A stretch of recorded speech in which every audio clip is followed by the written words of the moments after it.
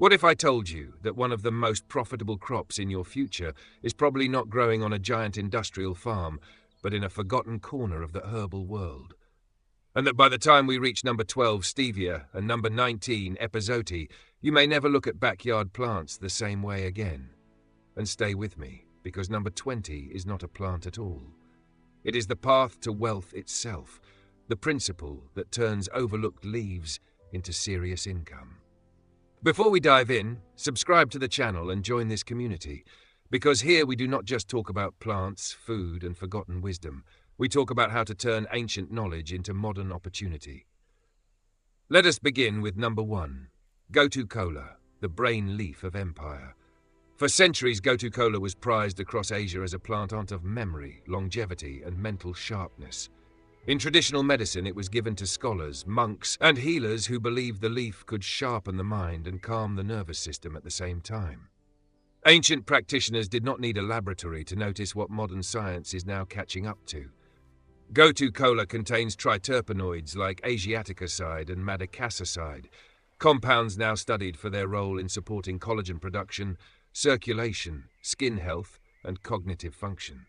In a world drowning in stress, skin damage, and mental fatigue, this humble creeping herb suddenly becomes far more than a wellness trend. It becomes a business. Capsules, teas, tinctures, skincare extracts, dried powder, live nursery starts, even premium fresh bundles for herbal markets.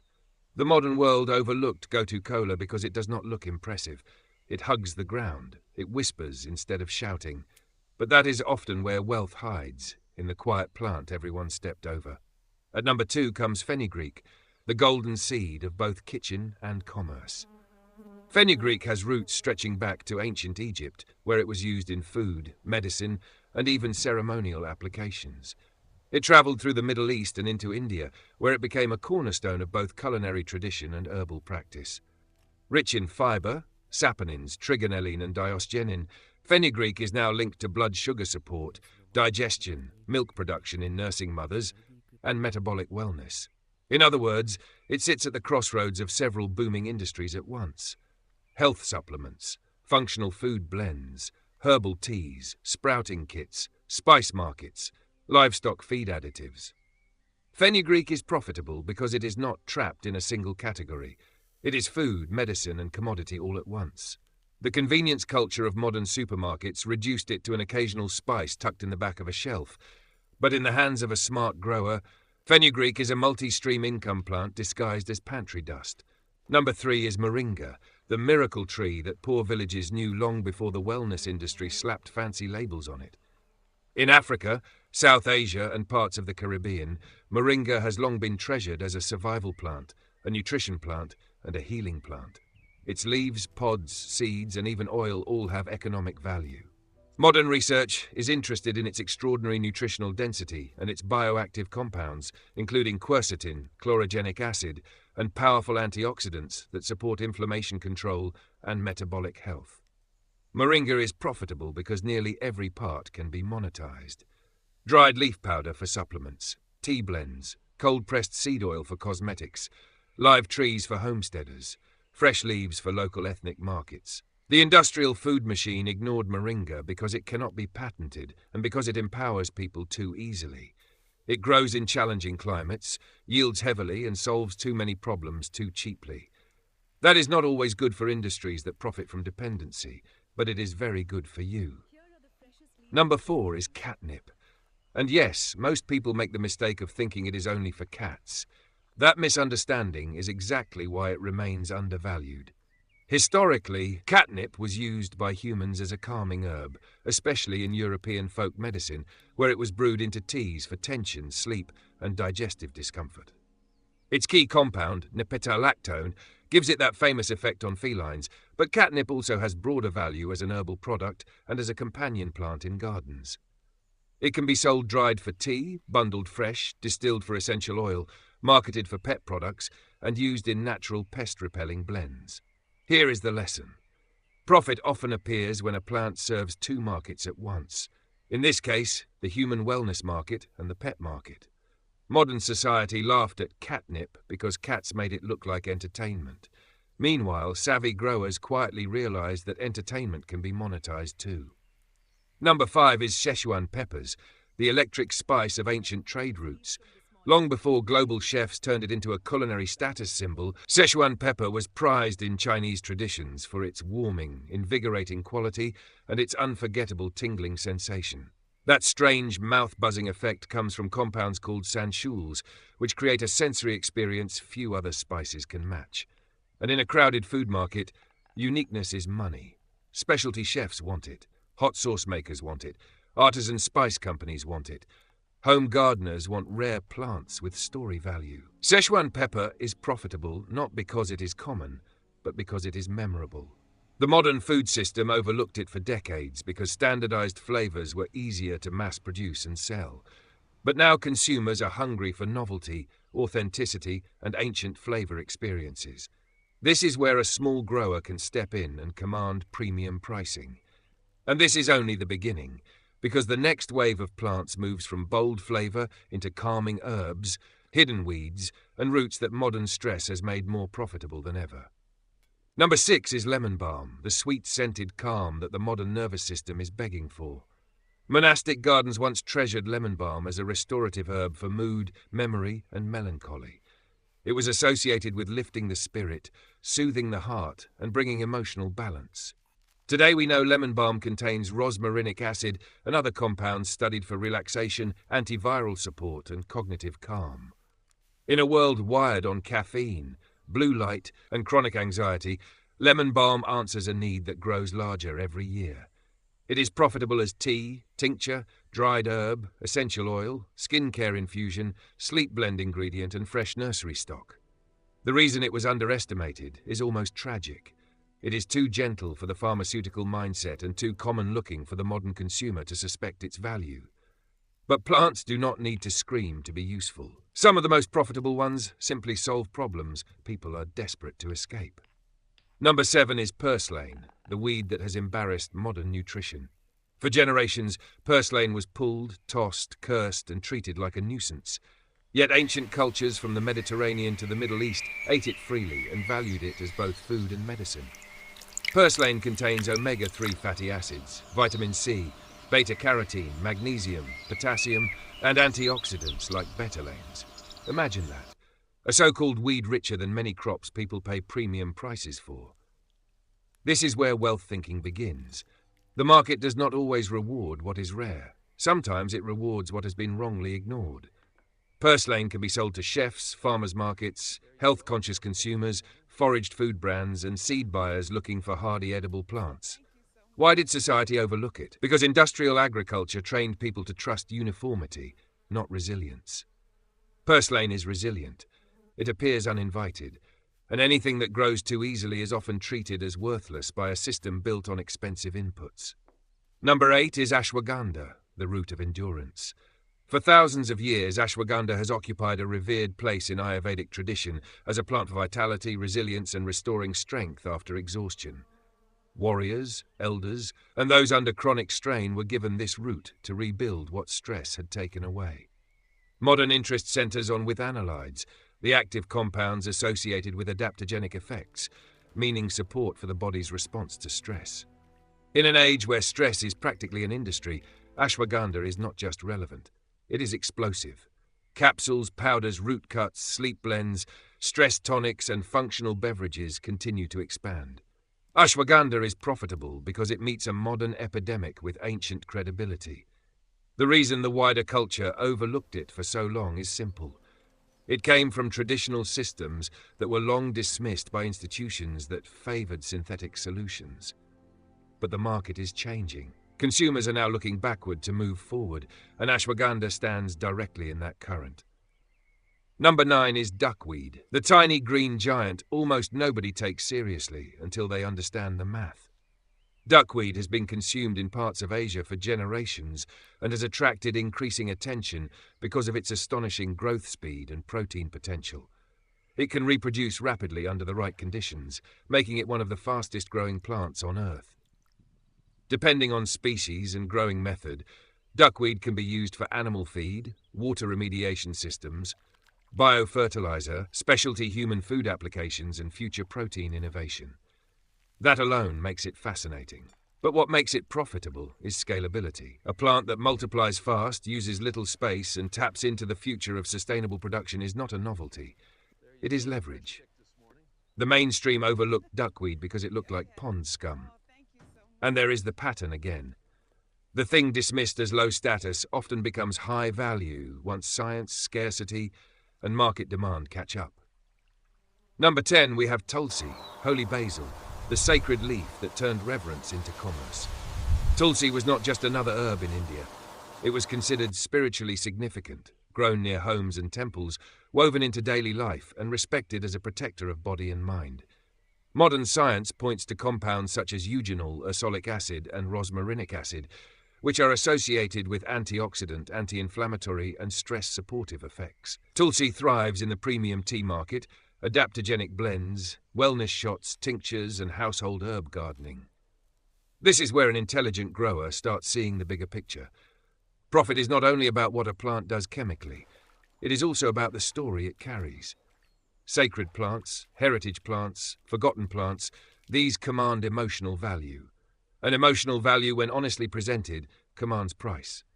Now let me pause here for a moment, because by this point you are probably realizing something important.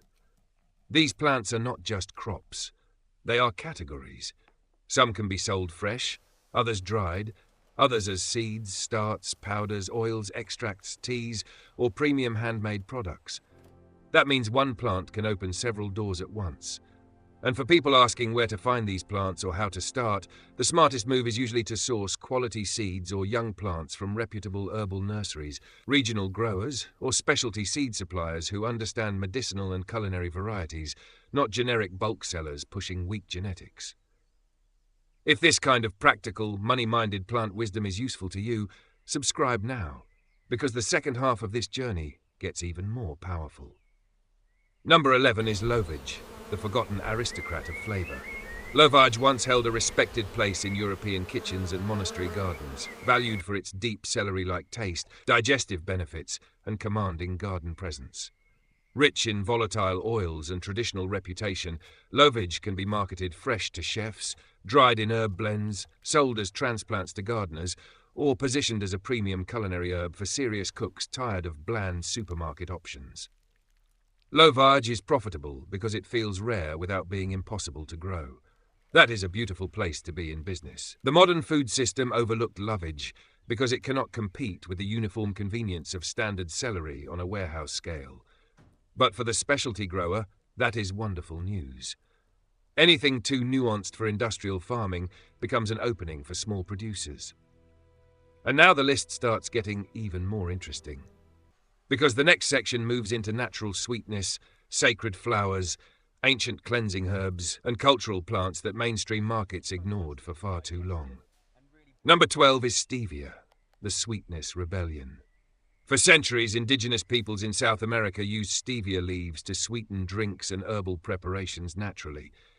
Then modern food science discovered steviosides and ribordiosides, intensely sweet compounds that offer sweetness without the same glycemic punch of sugar.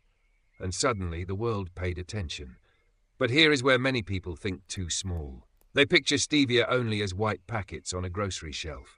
The real opportunity is broader. Fresh plants, dried leaves, herbal tea blends, natural sweetener education, direct-to-consumer wellness branding, and small-batch products for health-conscious communities. Stevia is profitable because sugar is one of the great modern dependencies, and every dependency creates a market for alternatives. Society overlooked the whole leaf because the industrial version was easier to standardize. But consumers are growing suspicious of over-processed convenience. That suspicion can become your opportunity. Number 13 is Mexican Tarragon, the golden substitute that often outshines the original. Also known as a vibrant, heat-loving herb with an anise-like flavor, Mexican Tarragon has long been used in Mexican traditions both in cuisine and ritual. Unlike the fussier French Tarragon, this plant is often easier to grow in warmer climates, making it attractive to small farmers and gardeners. It contains aromatic compounds that give it culinary and herbal appeal, and its bright flowers add ornamental value too.